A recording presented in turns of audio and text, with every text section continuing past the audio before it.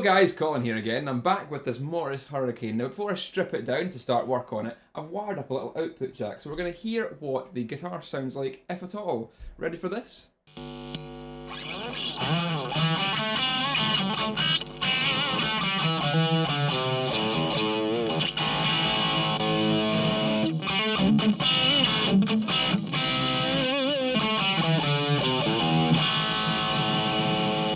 So that's the humbucker and it's making quite a bit of noise. Go for the middle single coil now.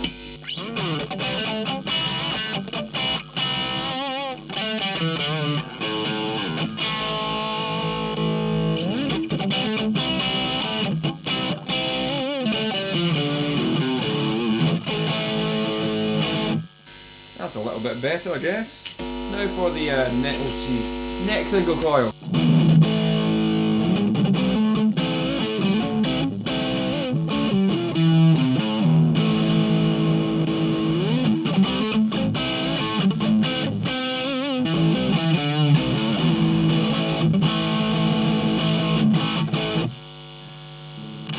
Well, that answers the question on how it sounds, and it sounds crap. So let's get this stripped down and see what we can do with it. Alright, I'm going to start the strip down procedure. I should have everything I need here. So the guitar's there, I've got a surface covered with an old t-shirt so that nothing rolls away, no screws or anything like that. I've got the screwdrivers I expect to need, adjustable socket wrench so I can get those out, a pair of wire snips for cutting any cables, and I've isolated the Allen key that's the right size for all the stuff on the Color bridge. So hopefully it'll be a nice easy job of stripping off all the strings, taking out all the parts, and I've got my little tub there for keeping all the screws and little bits in so nothing gets lost. So let's get to this. So first thing I'm doing is detuning all the strings, and then I'm going to snip them off, and that will leave everything free to come off nice and easy.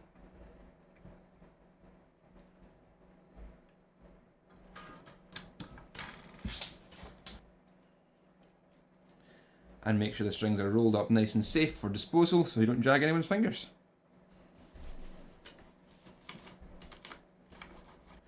Okay, let's start by separating the neck. Just to get that out of the way first, I'm using my big screwdriver to get these 4 bolts off.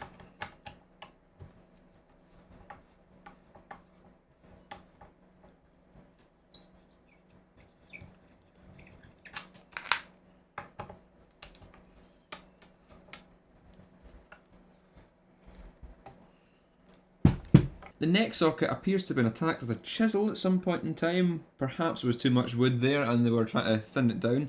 It's not a very smooth or clean job, just been hacked away there. I'll see if we can tidy that up a little. So let's focus on bridge and hardware before we go into the electronics and the pickup. So we'll take off the bridge, we'll take off the strap buttons, and we'll see how that goes. Color bridge has been held on by 4 screws, 1, 2, 3, 4, so that should come off and there should be a spring claw underneath there.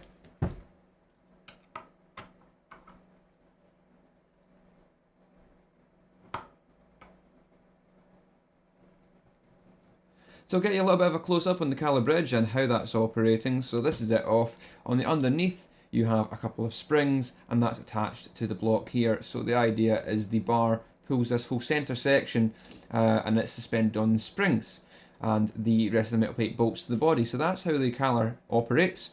Slightly different from what you'd expect from a Floyd Rose or other styles of floating bridges, but they work quite well. I quite like Color stuff. So it's a wonderful piece of engineering and I can't wait to get that cleaned up properly. And you can see the route in the front of the body for the Color bridge. There's a small pocket drilled into the front and there is nothing on the back for claws or anything like that. So that's why it would be quite difficult if we were to try and change over a Color style bridge to a Floyd or vice versa. The routes are entirely different and there would be quite a bit of work to do.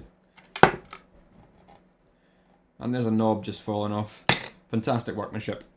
Before I remove the pickups and these controls, I'll have to consider the wiring in the back, because these pickups will be fed through the body and then wired up to the pots and whatever in the control cavity. So I'm going to have a look at how it's wired and remember that so that I can well, rewire it when it comes time. So each of the pickups is coming from one of these brown wires, and out of each of those brown wires there's another bunch of coloured wires within it. The humbucker here you can see has 4 wires, red, black, white and blue, and each single coil individually is either white and red or white and blue by the looks of it. So I should get into these, strip them back, and just remember where the wires were. I think the simplest idea in this case is just to snip the coloured wires coming from the pickups and leave the ends attached to the switches that they're supposed to be attached to. So when it comes to rewiring pickups to this, I'll have a guide on where the wires went to the switches.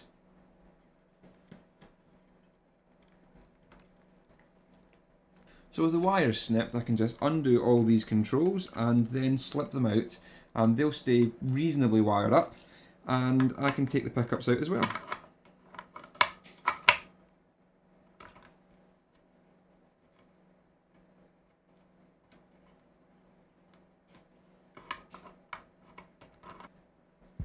And it's as easy as that to rip out all the wiring from the guitar in one go. So I'm coming on to removing the pickups now. It's just a small Phillips head screwdriver to get rid of this mounting ring and just pull these two pickups out, and it should be nice and simple.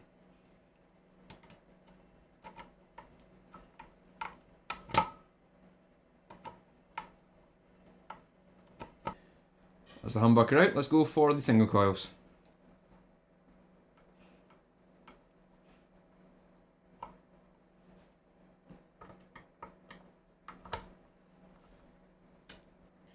Now that's interesting, I'm going to come back to that in a minute.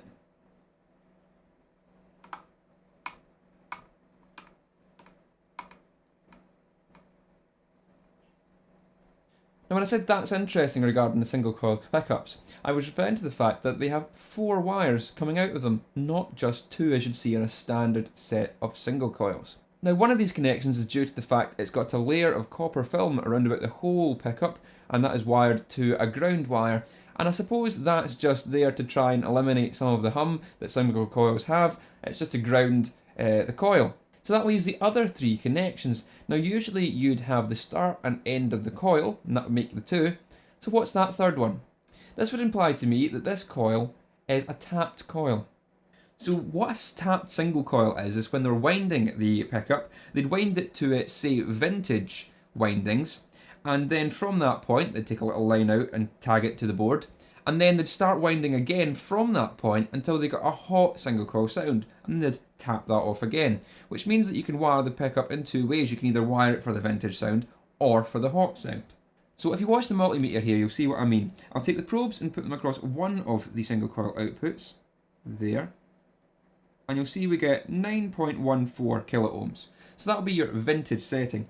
That's the blue and red wires. Now if I take the right hand probe and put it on the white wire, we see that the number suddenly jumps up to 14.54. So what we've got is on the red output, we've got our sort of vintage single coil in at 9.1, and on the white we've got the hot single coil at 14.5. On the switches, they were 3-way switches, 2 positions and 1 off. That meant that when you were switching down the way, you were switching to hot pickup, and when you're switching up the way, you were switching to vintage pickup. Now, that's a pretty cool idea. So when I'm winding the pickups to go back into this guitar, I may just do some tapped single coils, just like the originals. The humbucker itself was doing series and parallel switching. That's why on one of the switch positions you were getting a very thin sound, and the other you were getting the full humbucker sound. So I think I might just dismantle this humbucker and see what it's doing inside, see its construction, because I didn't really like the sound of it in either position.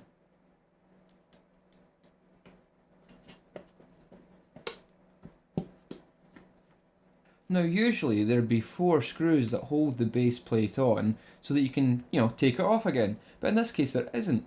I think they've just glued the base plate directly onto the pickup, which is frustrating, so I'll have to break that off. It also seems to be wrapped with some sort of plastic insulating tape, so we can peel that just now. And we've got into the pickup coil tape there. There we go, get that off. There we go, a little bit of pressure and we've popped it off. So yeah, it was just glued onto the base plate like that. And like most cheap humbuckers, this is a ceramic magnet bolted to a whole bunch of iron cores. Ceramics are usually used in very high output heavy metal pickups these days, or in very, very cheap humbuckers, because it's much easier to just slam in a ceramic magnet. Unfortunately, ceramics aren't the best sounding, and if you're not tailoring the pickup to the ceramic magnet, then you really aren't getting a great pickup at all. We also find the same with the single coil pickups. This is just a ceramic bar magnet that's glued onto some iron cores. Now, that's not the ideal sound for a classic single coil pickup. Classic single coils really do need the nickel magnets to sound like, well, the old sets. So the ceramic magnet is a really cheap and cheerful way of getting pickups to work. But they don't work particularly well. They lack a lot of character and a lot of high end if you're using ceramics. So that's probably why these sound a bit flat and dark.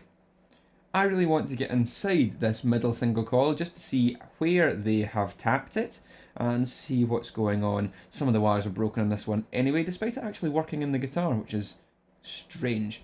But I'm going to strip this back and see just how they're doing it.